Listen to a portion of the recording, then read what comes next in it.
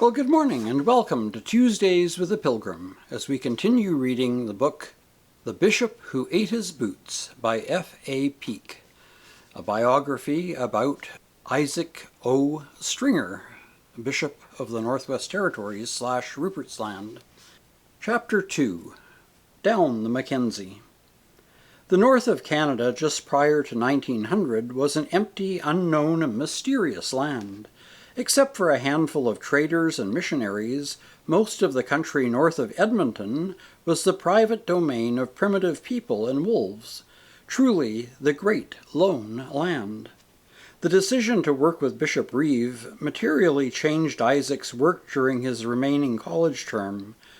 Isolated in the Arctic, he would need to be not only missionary and teacher, but also physician, dentist, druggist, and social worker, to name only a few of the services which would be expected of him.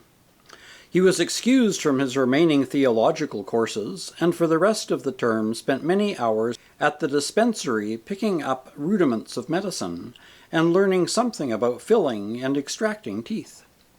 As a special Easter Day celebration, 1892, I pulled a tooth for my father, Isaac mentioned as a pointer of his progress.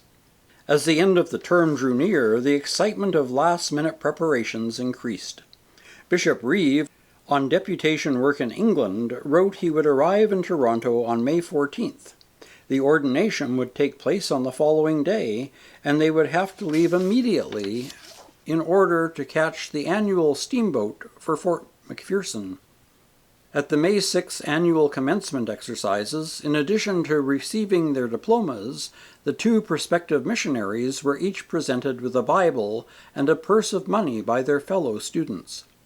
Isaac Stringer spent the next few days at home saying goodbye to family and friends, and then, accompanied by his parents, returned to Toronto. His ordination to the diaconate took place on May 15th at the Church of the Redeemer, Toronto. Bishop Reeve both officiated and preached a sermon.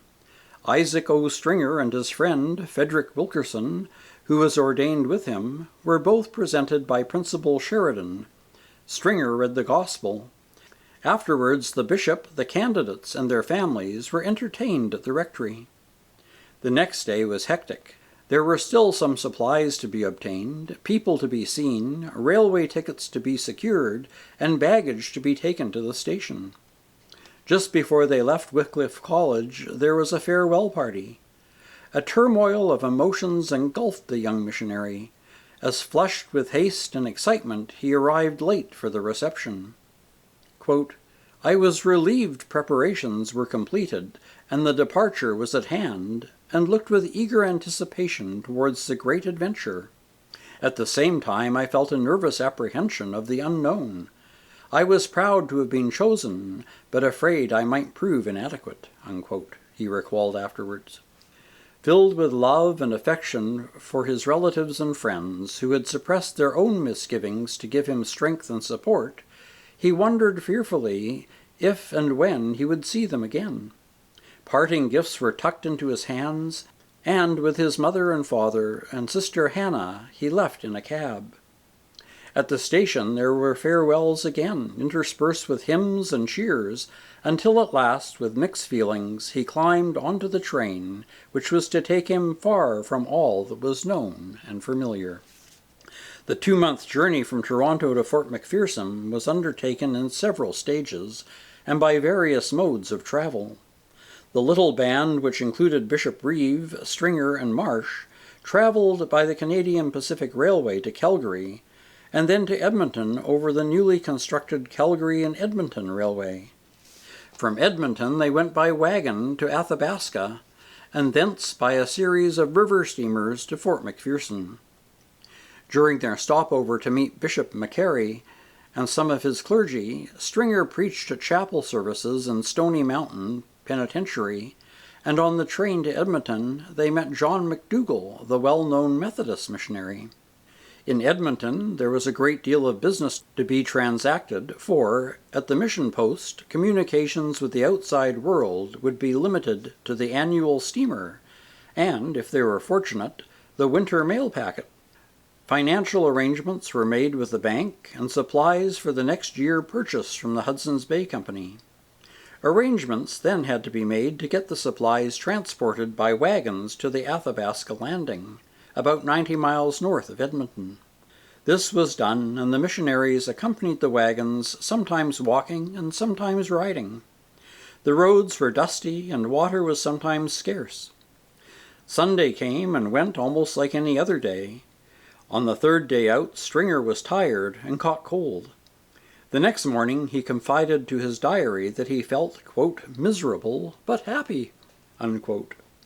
But by that evening they had reached Athabasca, and life took on a more pleasant hue. In the early 1890s, the town of Athabasca Landing consisted of 6 log buildings, though not impressive in appearance. It was an important post of the Hudson's Bay Company, and the center from which supplies for all the northern posts were distributed. A naturalist engaged on a survey for the University of Iowa, who passed through Athabasca Landing a year later, described the Hudson's Bay Company's post with its wharf at the center of the settlement, and the stern-wheeler Athabasca drawn up onto the river bank for the winter. A quarter of a mile upstream was the free traders' establishment, where a scow was being built to take their outfit downriver. Downstream from the wharf, there was a depot containing supplies for the northern Roman Catholic missions. A small squad of mounted police was stationed there to prevent liquor smuggling. At Athabasca Landing, the missionaries boarded the Athabasca and traveled 165 miles to Grand Rapids. The steamer tied up on the right river bank, since the next 80 miles were not navigable. The head of Grand Rapids was marked by a long, narrow island which divided the river into 2 wildly rushing streams. The cargo from the steamer was transferred to scows, each capable of carrying about 10 tons. These were then piloted to the head of the island, where their contents were transferred to a primitive tramway built by the company in 1877, which conveyed them to the foot of the island. Afterwards, the cargo was floated down the river on scows through a long succession of rapids to Fort McMurray, where they were met by the second steamer, the Graham. It may sound strange and confusing to speak of cargo being floated down the river, which seems to suggest going south. It has to be remembered that all the northern rivers flow toward the Arctic, and that it is therefore literally true to speak of going down north. At Fort McMurray, the party met Dr. Mackay of the Hudson's Bay Company, Richard Young, the Anglican Bishop of Athabasca, and Isidore Clutt of the Oblates of St. Mary the Immaculate, the coadjutor of the Roman Catholic Vicar Apostolic. The steamer Graham took them to Smith's Landing, later to be renamed Fort Fitzgerald, with no greater mishap than to turn into a sandbar, which delayed them only slightly. Quote, "It was during this part of the journey that I first tasted pemmican," unquote, Stringer related. Quote, "Pemmican is a staple winter food used by the Indians and traders. It is made of pounded buffalo meat and berries sealed into boiled fat," unquote. About this time also he met James Richard Lucas, the CMS missionary at Fort Chippewan, who was later to become Bishop of Mackenzie River.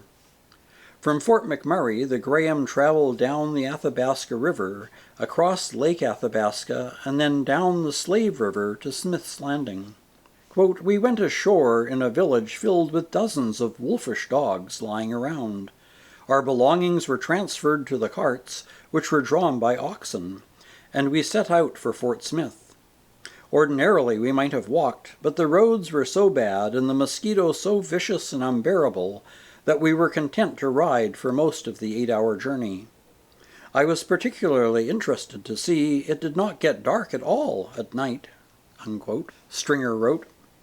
During the 10-day wait here for the steamer Wrigley, Bishop Reeve held services for the few whites at the fort, with Stringer preaching the sermon in the morning and Marsh in the evening. In a few days, the little group boarded the Wrigley for the last 1,300 miles of voyage to Fort McPherson. During the trip, they stopped at Fort Resolution, where Stringer and his friends met William Spendlove, the CMS missionary, at Fort Simpson, where John Hawksley was the missionary in charge, at Fort Wrigley and Fort Norman.